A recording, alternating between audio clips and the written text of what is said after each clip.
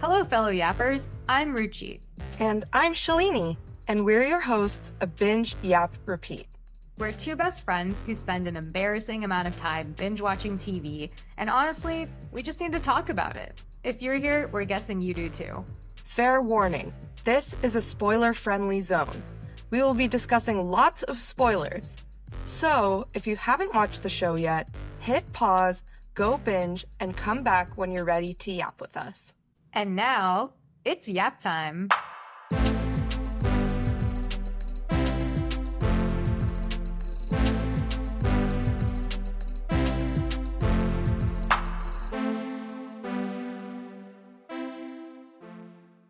Hello, everyone. Hey, Yappers. How's it going? I'm good. Great. I don't know if we have any oopsie doopsies or funsy onesies, do we? I don't think so. Oh, yeah. I guess in case you didn't get to the oopsie doopsie, you guys, Etoile is not renewed for another season. And my Google notifications, like, they keep sending me alerts. They're like, Etoile is canceled, by the way. And I'm like, I know. Stop sending me Google alerts about this. Oh, I'm sad it's canceled. I would have liked Yeah. the second season. Yeah. Oh, well. Today, we're well. going to talk about Dept Q, which I don't even know has a second season, but it sounds like they will, based on the way that it ended. Yeah, they definitely set up for a second season at the end of season 1. Yeah. Okay. Well, I'll just quickly give an intro about Dept Q and then we can start discussing. Dept Q centers around Carl Mork, who is a former top-rated detective who is racked with guilt following an attack that left his partner paralyzed and another policeman dead. On his return to work, Carl is assigned to a cold case that will consume his life. Some other notable characters that we're going to talk about are Akram, who is a Syrian cop who comes to work for Mork as an assistant, Rose, another cop who has PTSD from her own accident, and Hardy, Carl's partner who was paralyzed from the accident at the very, very beginning of the episode. There's also Merritt Lingard, who is the subject of the cold case that they're working on, the lawyer who goes missing 4 years ago. And then I also wanted to mention the Dept Q Yes, so the first episode of Dept Q premiered on May 29th, 2025 on Netflix. It was created by Scott Frank and Jamini Lakhani, and based on the book series by Danish writer Jussi Adler-Olsen. I didn't know it was based on a book series. Yes, and also just quick fun fact, Jamini Lakhani actually worked on Black Mirror. Oh, just comes full circle. Yeah, I think she worked on, yes, she developed episodes such as San Junipero and USS Callister. Oh, that's a fun fact. Yeah. Dept Q is a series of 10 Danish Nordic noir crime novels by Jussi Adler-Olsen, which have been adapted into an ongoing series of highly successful Danish films and a Scottish television adaptation for Netflix. Oh, okay. Yeah, when I clicked on the Danish film The Keeper of Lost Causes, which I think is the first one, it's the same story as the Dept Q season 1. It's Merritt Lingard who goes missing, and Mork ruffles feathers and is told to halt the investigation. Oh, but his assistant's name is Assad in this one. Oh, not Akram, I wonder. Nope. Oh, but there's still a pressure chamber.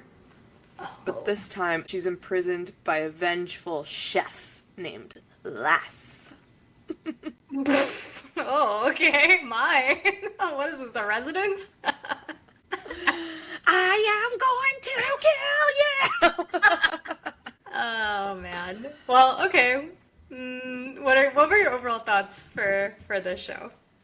I enjoyed it a lot. I love me a British procedural every now and then.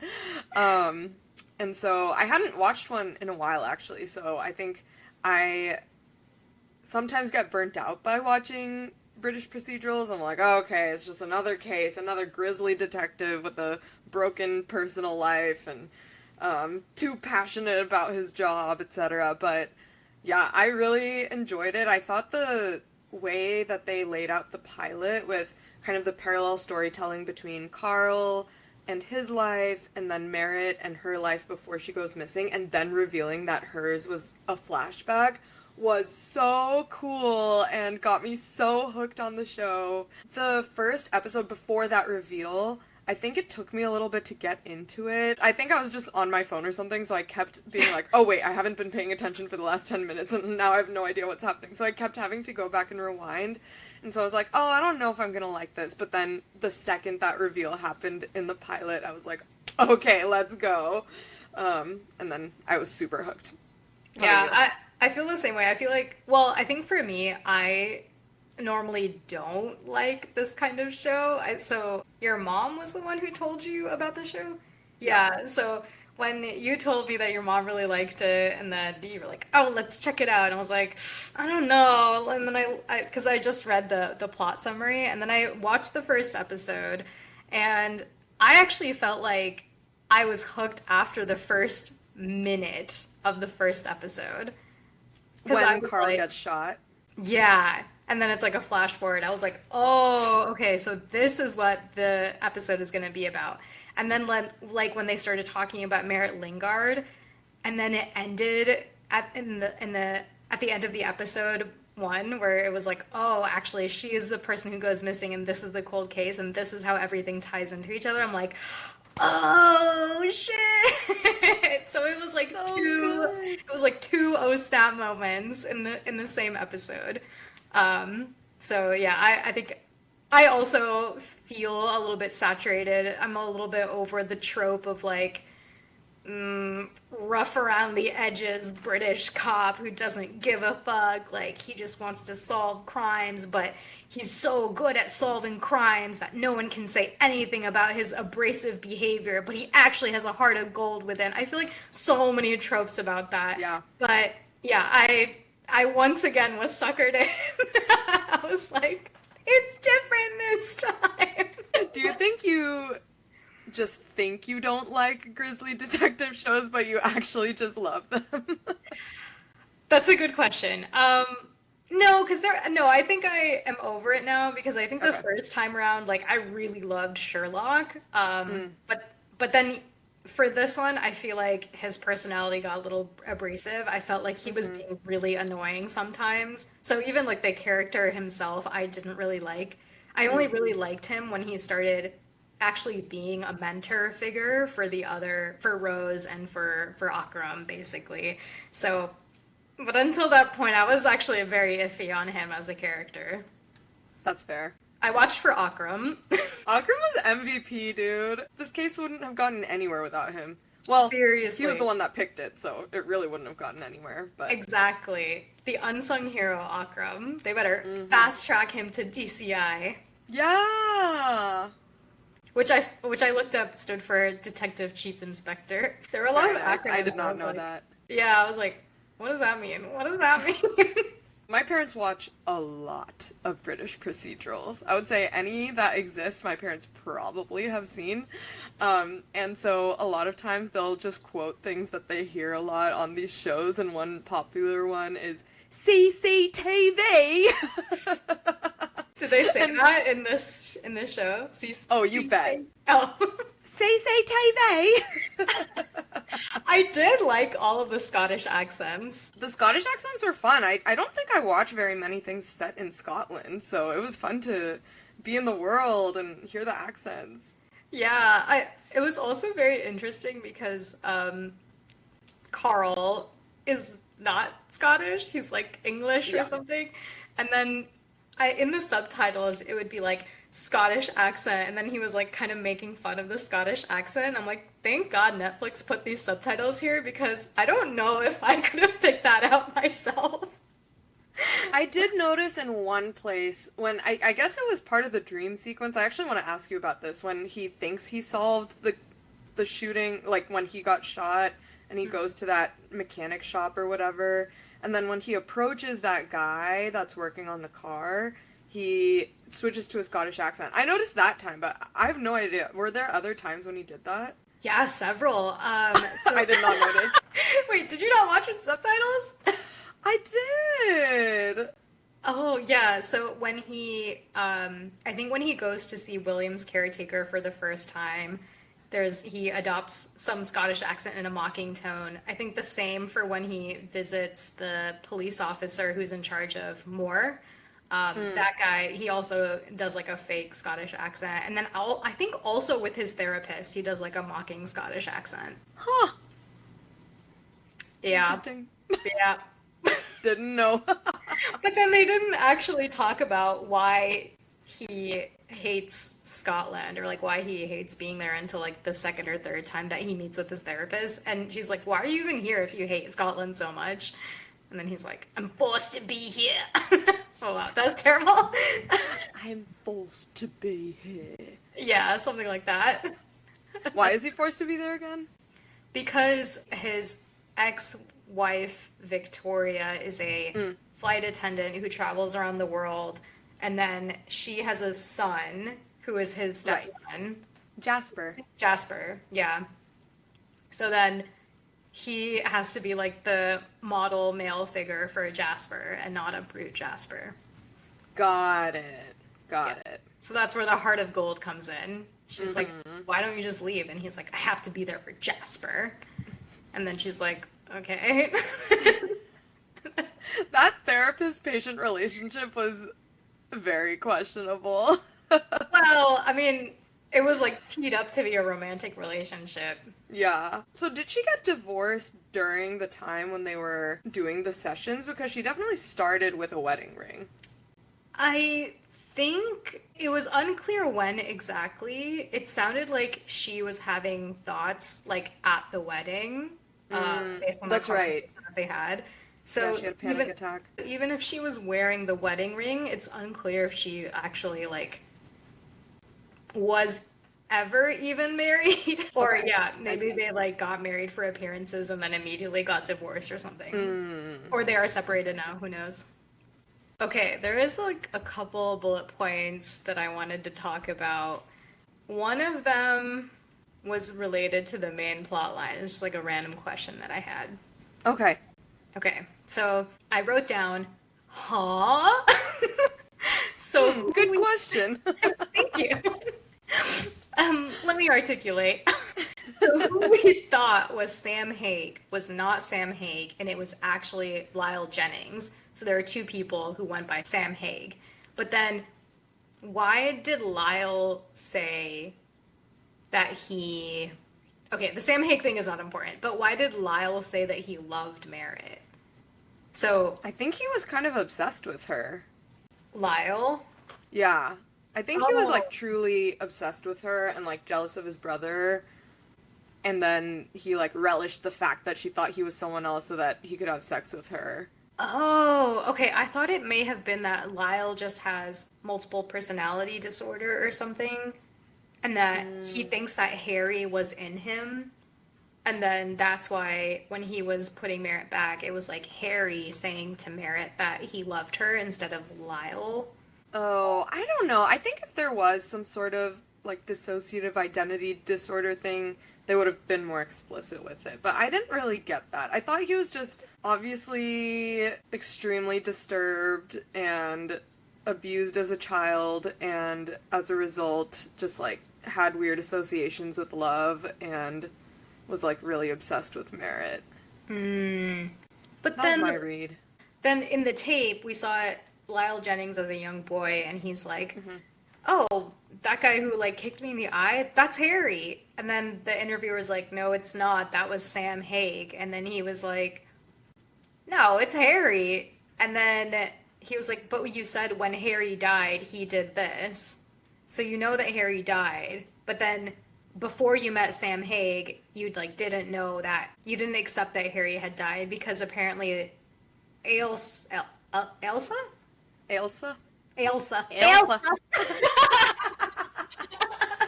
Anna and Elsa.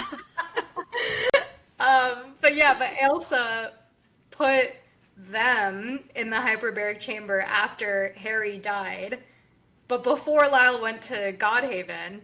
So, like... Yeah, okay. I think this is how I read it, and I could be wrong. So, Yappers, if you disagree with this, definitely let us know. This was my take. that after Harry died, Lyle just hallucinated him, or, like, didn't... Because he obviously logically knew that Harry was dead, but then saw him everywhere, so he was like, oh, he's still with me. And I thought he just, like, hallucinated him, and then when he saw Sam, who kind of resembled Harry, he just projected Harry onto Sam, and then he was like, oh yeah, look, Harry's still here, and he couldn't put together the fact that because Harry died, that means he can't be here. I thought that was it. But then why did Lyle kill Sam? I don't know, because I don't know why he killed him, but I don't think he thought he was Harry at that moment. Yeah. Yeah, I don't know why he killed him. Maybe he just wanted his identity, but he had already fooled Merritt, right? Yeah, exactly. He had already assumed Sam's identity before. Oh, was it because Sam was gonna write something about Godhaven and he didn't want him to write that? Remember when they meet at that like outdoor table at a food truck or something? And Sam's like, hey, by the way, I'm sorry for everything in the past, but I really want to write something about Godhaven. Is that cool? And then maybe Lyle didn't like that or something? Maybe. I guess like this is the issue is that I feel like whenever they run into this thing about like, oh, but why did Lyle do this? Oh, it's like, oh, logically Lyle did this because X turns to Y turns to Z, and that's why Lyle did it. But then whenever they were like, oh, why would Lyle do this? And it's like, oh, because he just thought that like Harry was Sam or something like that. I was like, what? So it was weird. I think like that whole thing with him as a young boy, the video of him as a young boy was very strange. And then also beforehand where Lyle is like putting Merritt back in the hyperbaric chamber after she escapes. That also was weird. Yeah, I feel like he's a slave to his mom, you know? Okay, wait, actually, before we get to that, so I'm reading right now about why Lyle killed Sam, and on Reddit, on r/Netflix, this user Steerpike says that Lyle goes to kill the real Sam Hague at the cliff face to tie up any loose ends, since he's been impersonating him. So I guess that's why, but he had been impersonating him for a while, so I don't know why that was the impetus. I guess after he kidnapped Merritt, then he wanted to tie up loose ends because someone would have come looking for Sam at that point, because it would have gotten out that she and Sam, quote unquote, were sleeping together. I see. Okay. Which kind of is what happened, and then they're like, oh, Sam died. Sorry. Yeah, and then it took them so much longer to figure out that Sam and Lyle had a connection. Okay, that's fair. So I guess that makes more sense. Does that line up with the timeline? I also kind of like, I didn't really know what the timeline was, but it was the case that Merritt disappeared before Sam Hague died, right? Or was it the other way around? I guess it doesn't really matter. This other Redditor, Ruby Phoenix, says, if I remember correctly, Sam died the day before Merritt was kidnapped, but wasn't found until later. Lyle just wanted to get close to Merritt, hence the sex. I think before that, he didn't have any interest in her romantically or sexually, but he did afterwards. He was extremely obsessed with her, and to an extent, with his own brother. Okay. I guess I can buy that. Okay. And then Ruby Phoenix also says, Lyle presumably calls Ailsa immediately after Merritt left the hotel room, telling her that she'd be on the ferry. Since the ferry goes to and from Moore, all she'd have to do is get on, ride the ferry to the mainland, meet up with Lyle, and go from there. Since she lived on Moore anyway, and Lyle could likely get her on for free and easily with his job. Oh, right. Right. He worked at the ferry. Yes. Okay. Good. Okay. That makes sense then. Cool. And then I had another plot-related question, science-related question, I guess. Why was Akram cool to just go into the hyperbaric chamber and like be like, hey Merritt, we're here, we're gonna get you out, no problemo, then leaves the hyperbaric chamber, no problem, and then they have to get the portable hyperbaric chamber to transport her out? Is it because she was just under pressure for so long? Yeah, so she needed decompression time because she was under such high pressure and then wanted to come back to normal atmospheric pressure.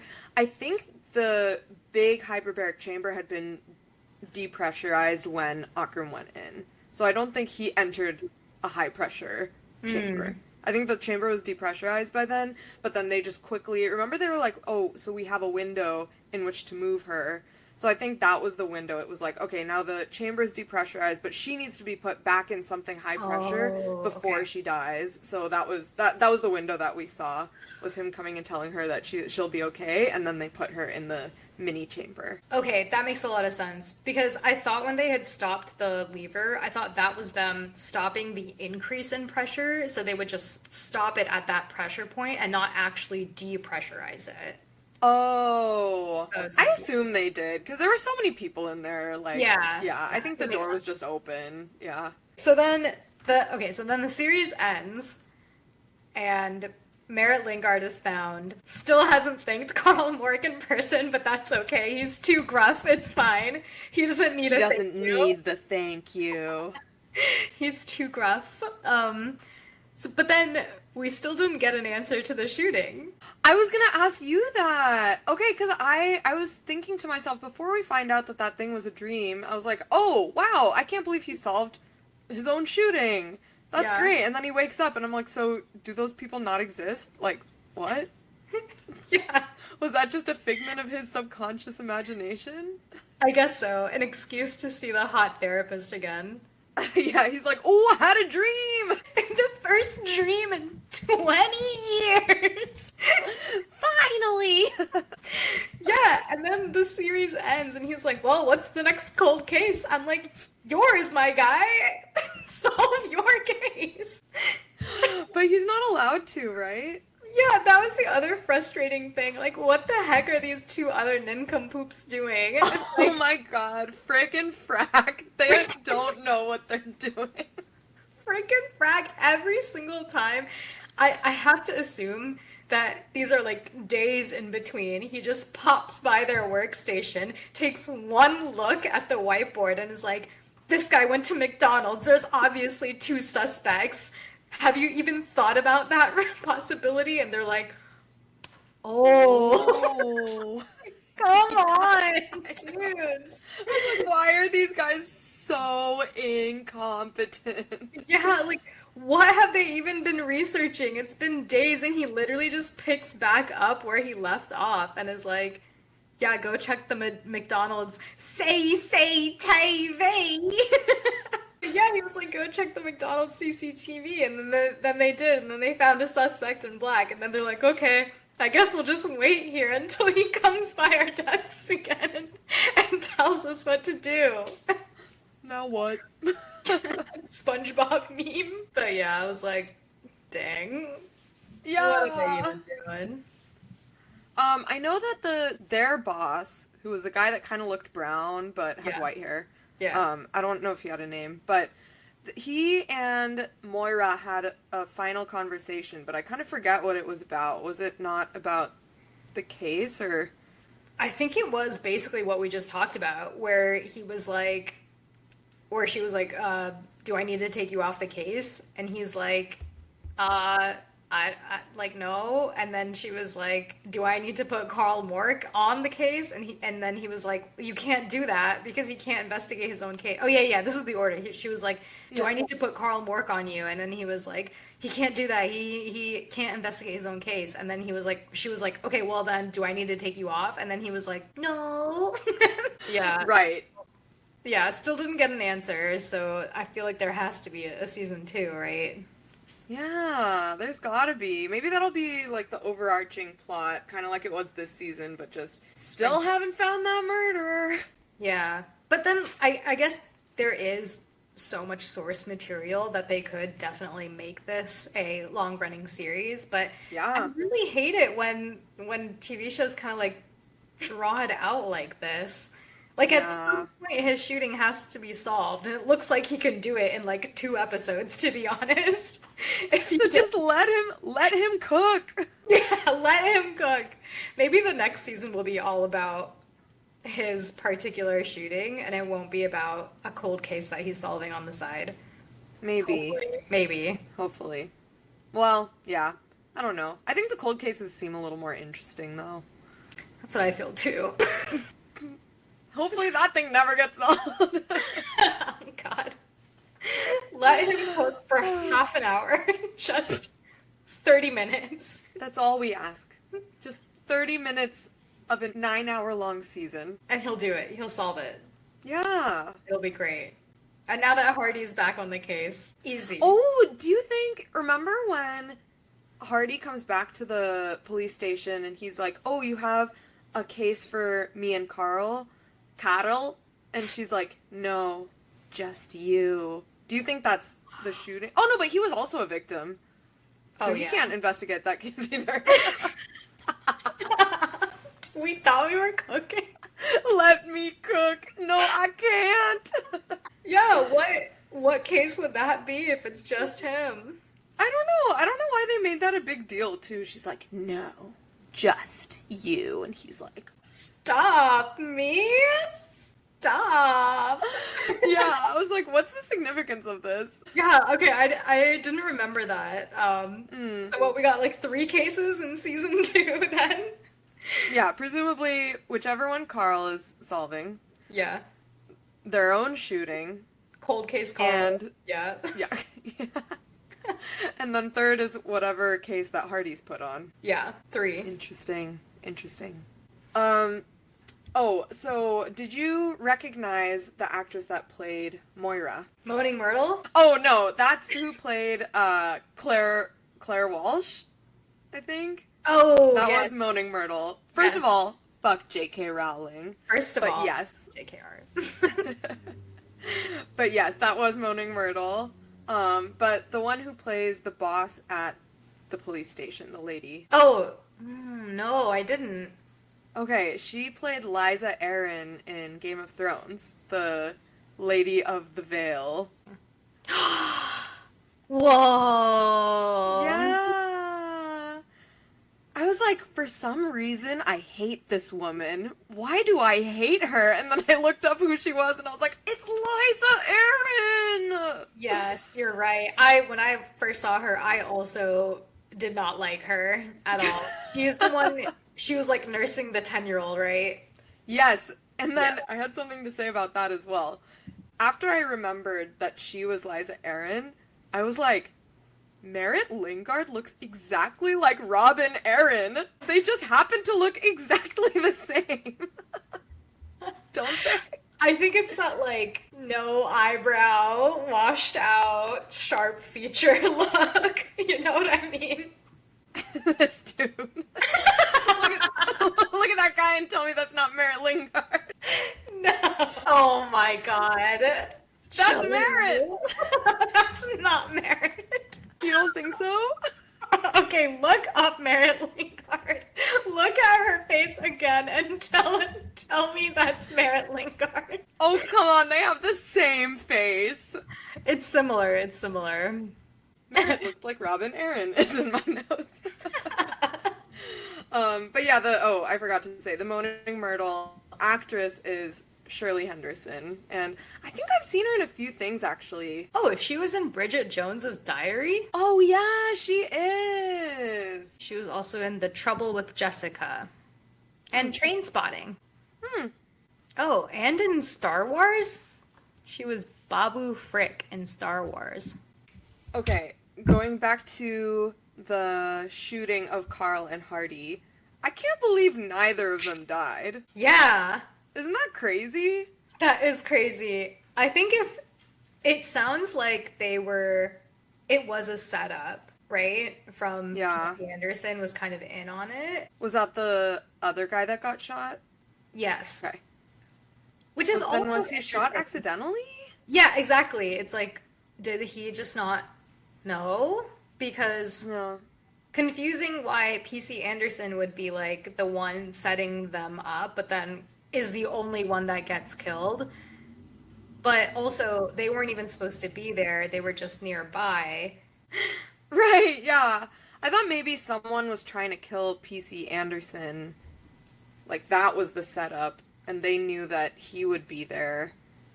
and they'd been watching the house or something. I don't know. But then they also said that PC Anderson was like touching everything and making super rookie mistakes, even though he was top of his class in the police academy. Oh, what is going on? I don't know. Yeah. A mystery. A mystery. We need season 2 to unravel the mystery.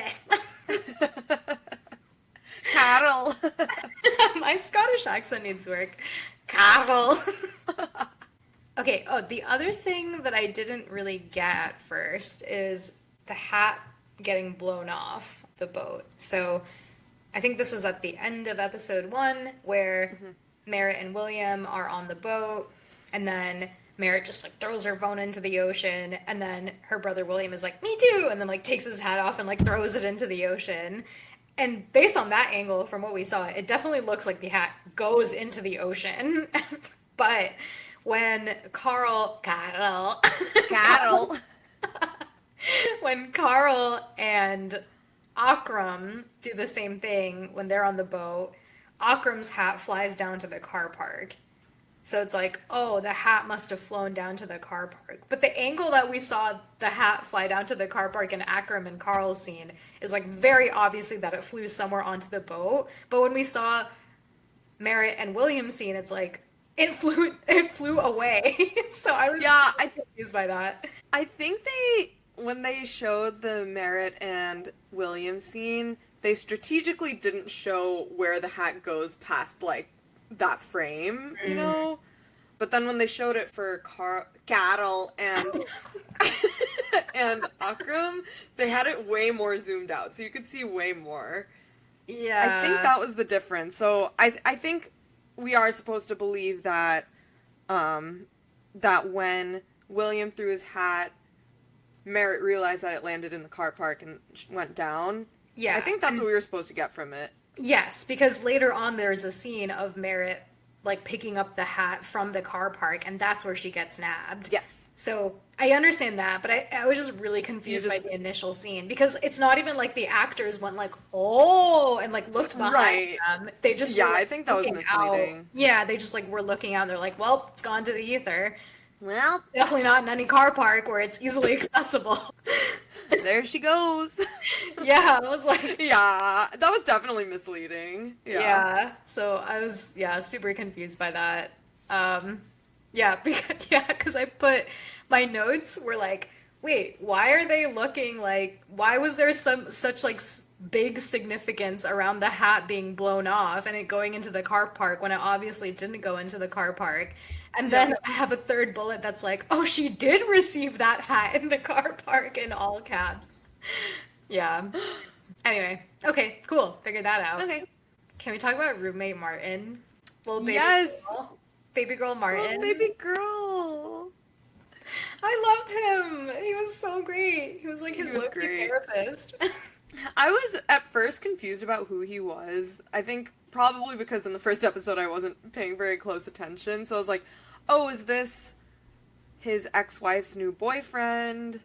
Like, I don't know why I thought that he was because he kind of was playing a fatherly role to Jasper. So I was like, oh, is this the ex's new guy? But then I was like, oh no, this is Carl's home. Carol's home. Carol. I was like, oh, I guess they're just roomies. Yeah. So I didn't. cute. Yeah, I didn't get anything other than they're just roomies. They're just flatmates. Yeah. But I love how Martin and Jasper were doing Tai Chi together. That was really sweet. That was so sweet. I loved it. And of course, Carl's just Gattle. like little Gattle does not believe in any of this shit. Yeah. Have you ever done Tai Chi before? No, have you? No. I was wondering if that was actually how Tai Chi was. Kind of I looks feel like it. that it wasn't what it looks like when I see old people doing it in the park. Yeah. But maybe those are real moves. I don't know. Yeah, I don't know. They're probably not called whatever he was calling them. Yeah. He was like, girl on the mountain. Yeah. Yeah, I was like, what is that? Huh? Yeah. Oh, okay. I also wrote, I get so anxious when I see two people who we know are being surveilled are in front of a giant floor to ceiling window. So this was When did that happen?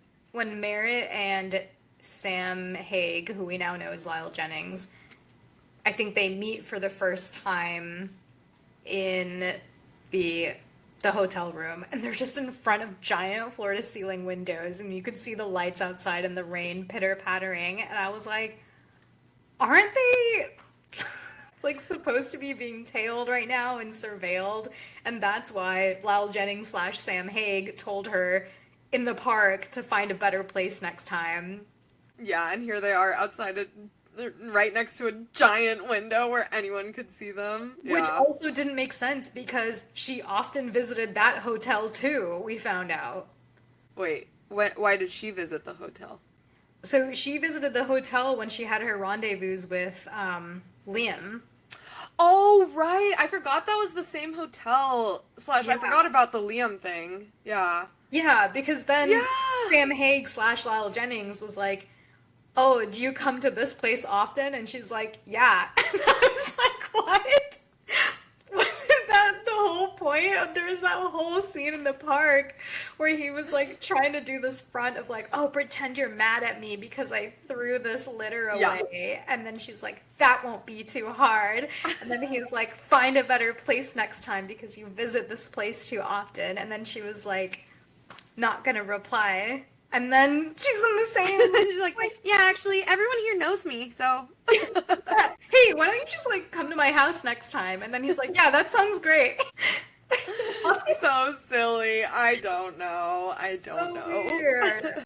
So I mean, maybe she went to that place because she was always there under a pseudonym at that place. She was always under So she like a already brand. had a setup to be a secret person. Yeah. That yeah. makes sense. Yeah.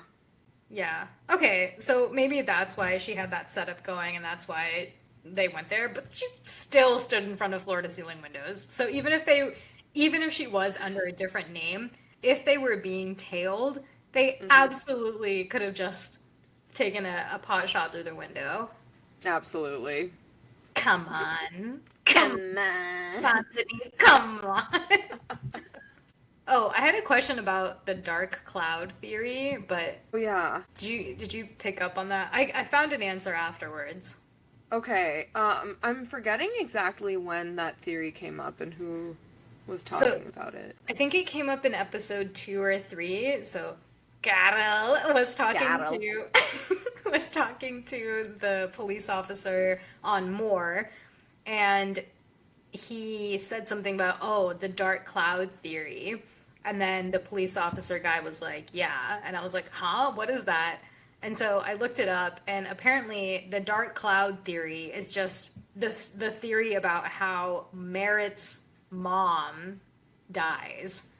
Because it's still a little bit unclear how it actually happens. So the account the account that we get is that she goes off-road in Glasgow and then dies in an accident because there was a dark cloud.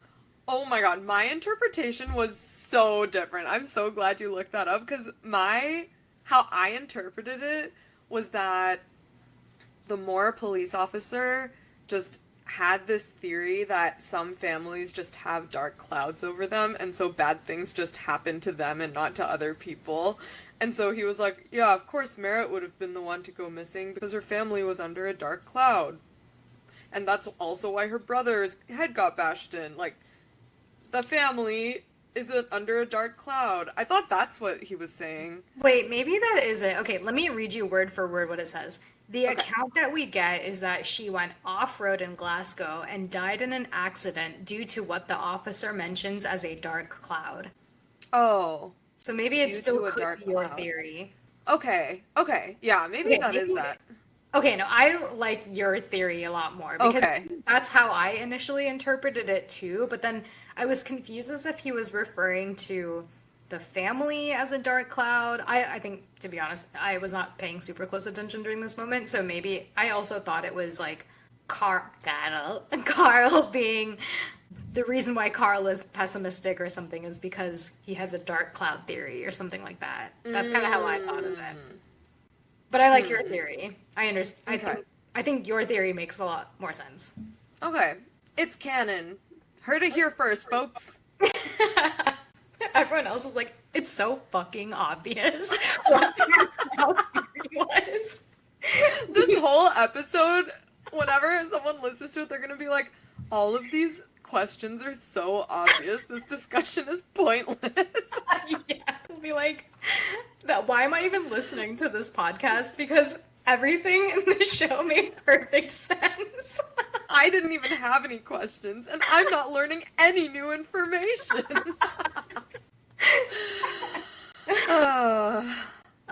You know what? We're not experts, you know? We're just two best friends who watch an embarrassing amount of television. We just want to talk about it. The last thing that I did not understand was when it first happened. So I think there's a scene where Merritt is masturbating or something, and then Lyle is looking in, and he's like, "Ooh, this Russell is my Jimmy's," and then he gives her a can of soda or something, and then when she opens the airlock, the can explodes. And so I was like, okay, I guess that's just due to high pressure or something.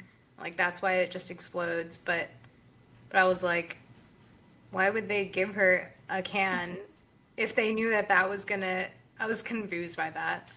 Like, obviously that would happen to a carbonated beverage. Yeah, like, if it was so obvious that was gonna happen, why did they do it? Yeah. I don't know. And she's been in there for 4 years, so it's not... And Lyle has been in it since childhood, so... Right. Bro's an expert in that chamber. Yeah. So, I like, why would don't they do that? know. That's a good question. My read was that it was to show the viewer how high pressure that chamber was. Oh, okay. Like, that's the only reason. So I don't know if it was lazy writing. We probably misinterpreted it, so I shouldn't insult the writers. So I don't know, but maybe it was lazy writing. Yeah. Okay, I guess that makes sense. Maybe. I don't know. I guess, is there any other thing? Because I was thinking it was like Lyle was trying to reward her for, like, you know, masturbating or whatever. Yeah, that might be true. He was like, yes, let me incentivize this behavior so I can continue to watch her. Yeah, but then it just, like, didn't work because... Yeah. Because it was so high pressure, which should have been obvious. Oh, or maybe that was the first time... Because I think that was the first time when the chamber started making weird noises, right? So maybe that's when the chamber started failing. Or the can caused the chamber to start failing or something. Oh, okay. Okay, You just didn't expect it to? Okay, also question on the chamber failing. So what I read that as was the overall thing was failing, and there was a lot of, like, high pressure or whatever, and then she just basically took the pliers and just, like, broke the pipes so that her chamber would become depressurized. But then as she crawled out of the chamber, it looked like she was even under so much pressure. But then if she could do that, I'm confused about science. Okay, I think what happened was she depressurized the chamber, she opened the portal, went out, but as she was leaving, the, like, decompression sickness was hitting her, and that's why, like, her eyes started going red. Her blood vessels were basically exploding, I think. And so she was like, no, and then they just put her back in and then fixed it. Oh, okay, so that's kind of like the window that we were discussing earlier. Yes. So that's why she couldn't just, like, leave. Exactly. Okay, yeah. I thought that it was like the entire room was under, like, an immense amount of pressure, and, like, that's what she broke. So, like, that's why that airlock thing, like, slammed into Elsa, and then she was, like, knocked out. Oh, yeah, no, I think it was just the tube thing that was under high pressure, and then Elsa was in normal. Elsa and Carol. Carol. Okay, all right. So that makes sense, and that's why that she had to be in the portable hyperbaric chamber in the tube when she Yes. left. Okay. Okay, that makes sense. Great. Science. Unlike Science. North of North, where you had flooding in the second story room and nowhere else. Oh, wait, there was something I wanted to look up regarding science. Okay. Hyperoxia. Okay. This is something I had a question about that. God, don't ask me science No, no, no. Okay, so, in the recording that they play, they're like, when the pressure becomes high enough, you may experience hyperoxia, where too much carbon dioxide enters your lungs or something. I just looked up hyperoxia, so I know hypoxia is when you don't get enough oxygen, and so I assumed hyperoxia is when you have too much oxygen. But then they said that it was carbon dioxide, but then I just looked it up, and it says hyperoxia is oxygen poisoning, a condition where tissues and organs are exposed to high levels of oxygen exceeding normal atmospheric levels. So why did they say carbon dioxide? Oh, in the recording they said carbon dioxide? Yeah. Oh, I don't remember the recording saying that, but I do remember Hardy looking up the hyperbaric chamber and the Yeah. oxygen stuff, and he was like, once it gets to 9 atmospheres, then that's when oxygen becomes toxic. Yes. Okay, I remember that too. So I don't know why the recording said carbon dioxide. Yeah, okay. Well, I think they got it wrong, because I remember hearing it twice that they say too much carbon dioxide in the lungs, but that's hypoxia, not hyperoxia. I see. Okay. Got it. Good to know. Okay. Good to know. If I'm ever stuck in a hyperbaric chamber, it doesn't matter if it's hyper or hypo. I'll die either way. Equally fucked. But I'll know exactly how I die. Oh, when did you suspect, I guess, did you have any theories about who the kidnappers were? And if so, at what point did you realize things? I felt like it was going to be an inside job. I felt like Stephen Burns definitely was up to something the whole time. But I didn't understand the Harry Jennings, Lyle Jennings, all of that stuff until a little bit later. But when did you realize? I wish I realized it sooner, but, so, in the first flashback, I don't know if it was the first flashback, but when you see Merritt, like teenage Merritt and teenage Harry, smoking in the living room, and then Lyle comes in and he's like, "It smells like sex." And then he gave Merritt a weird look, and I was like, what? That was weird. Like, why did they show him looking at her like that?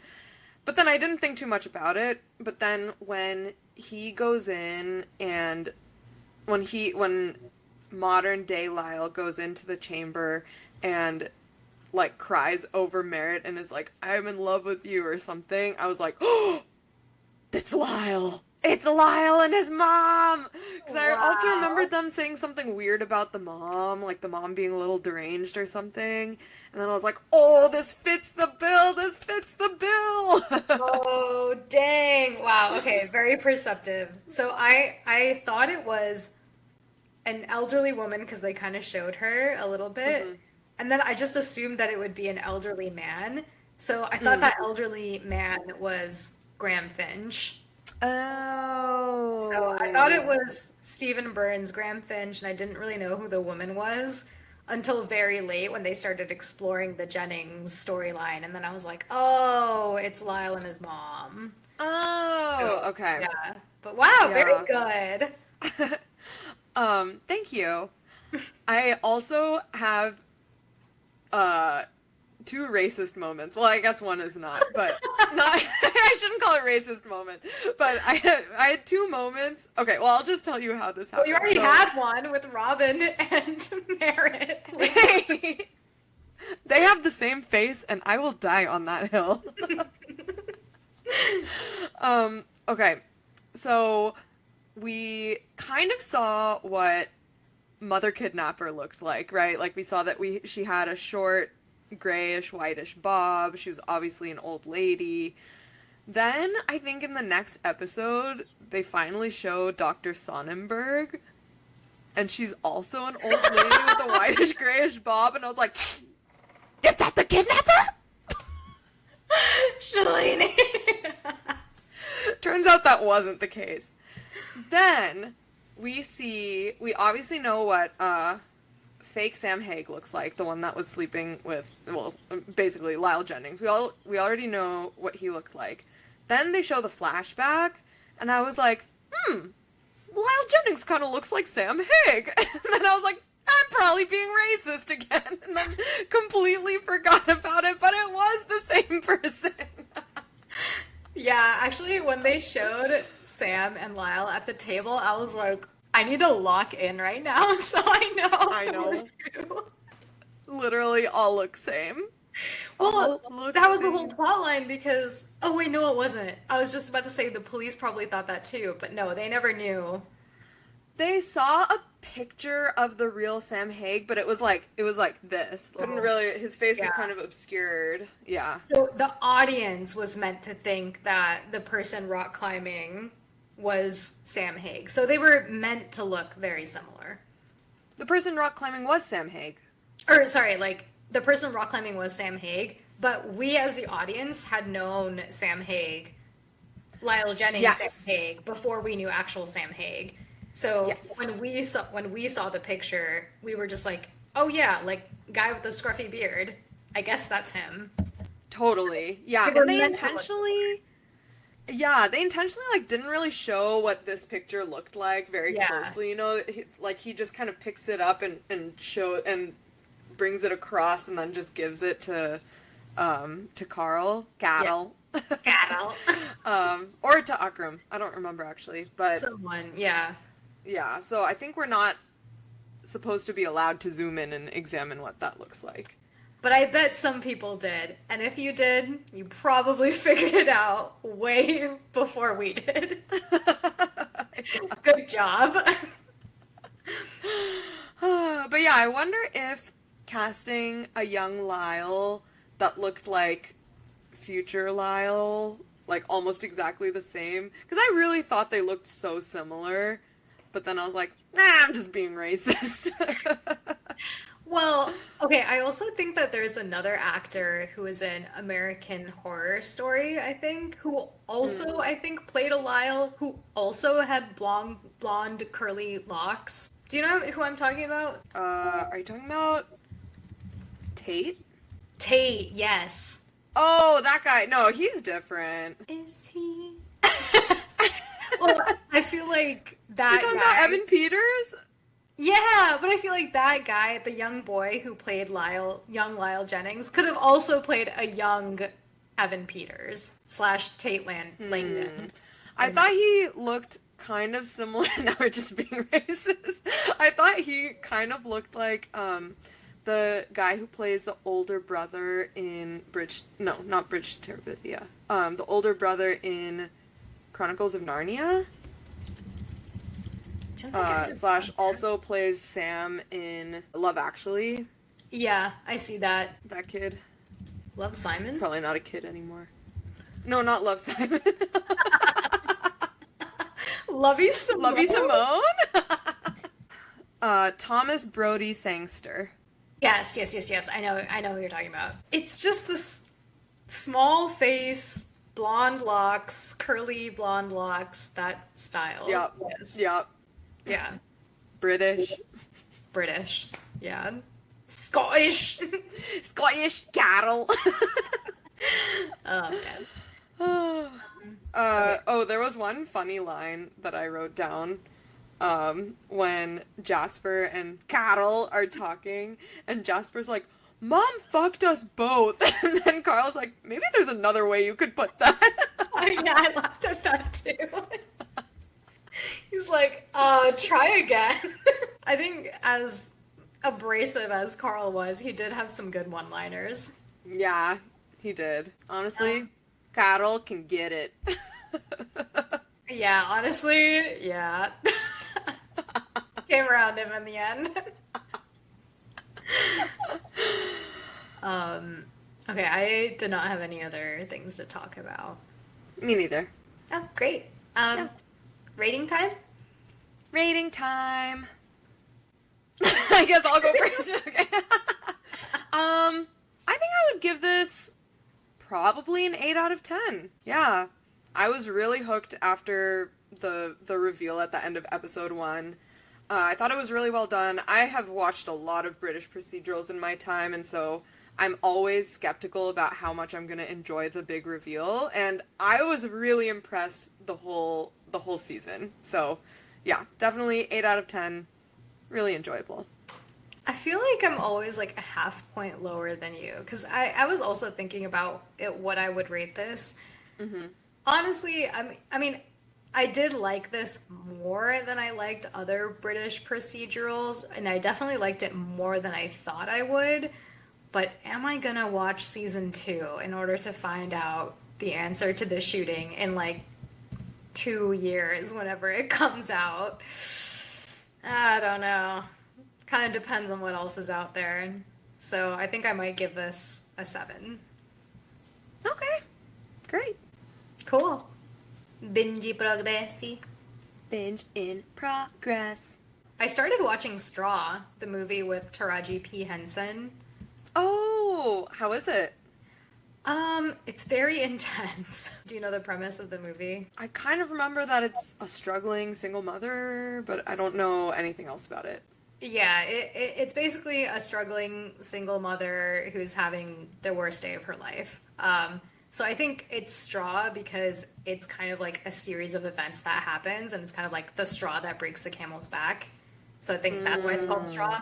But yes, it's very intense. I haven't finished it yet. I'm only about halfway through. But yeah, it's keeping me in, but Okay. very heart-wrenching. Nice. Yeah. What about you? I am watching Survivor again. I'm about to become the biggest Survivor fan, I'm pretty sure, because I've just mostly been watching over my sister's shoulder, as I've mentioned on this podcast, but now we're actually watching a whole season. So we're watching Survivor 20, which was Heroes versus Villains, and we just finished the first episode. Ooh, who won? Heroes or Villains? Heroes won the first challenge, but then I think they lost the second challenge, and so, yeah, they lost the second challenge. Oh, actually, we haven't finished episode 1. We're at Tribal Council for episode 1, and someone from the Heroes tribe is about to get voted off. Oh, okay. Wait, how Yeah. do they determine villains? Aren't these So- like normal people? They're normal people. They're all from past Survivor seasons, and it's, I think, beloved people and hated people. Got But it. unclear whether it's beloved by other survivors or beloved by fans. I Beloved / see. hated by fans. Yeah. Yes, because villains normally are also both. Yeah. So I was like, should I expect to hate villains, or maybe not? Maybe only the other survivors hated these people, but the viewers liked them, so I don't know. Maybe it's just like villains of their season. Yeah. You know? Yeah. Like how Like- Corinne is like, she was definitely a villain of her season, but she was also But people beloved loved her. by fans. Yeah, so maybe it is just like the other Survivor contestants thought these people were villains. Yeah. Ooh, interesting. Cool. Yeah. Great. I'm prepping for Survivor 50. When does that come out? I think not for a while. I think they just started filming, so maybe 4 or 5 months? I don't know. 6 months? It's weekly episodes, and there's a bunch, and the last season just ended. I feel like they really crank them out. Yeah, there are 2 seasons a year, but they just released 48. Okay, And so then probably this- like another and so 6 then- months. Yeah, that's what I'm guessing. Maybe 3 or Okay. 4. Yeah, that makes sense. That'll end. Yeah. Yeah. Cool. Okay. All right. Is that it? Is that it? Gattle. Great. Okay. Okay, perfect. Thanks for yapping with us. If you loved this episode, have some hot takes we missed, or if you've got a show you're dying for us to binge next, follow us on socials. We're at Binge Yap Repeat. Until next time, happy binging!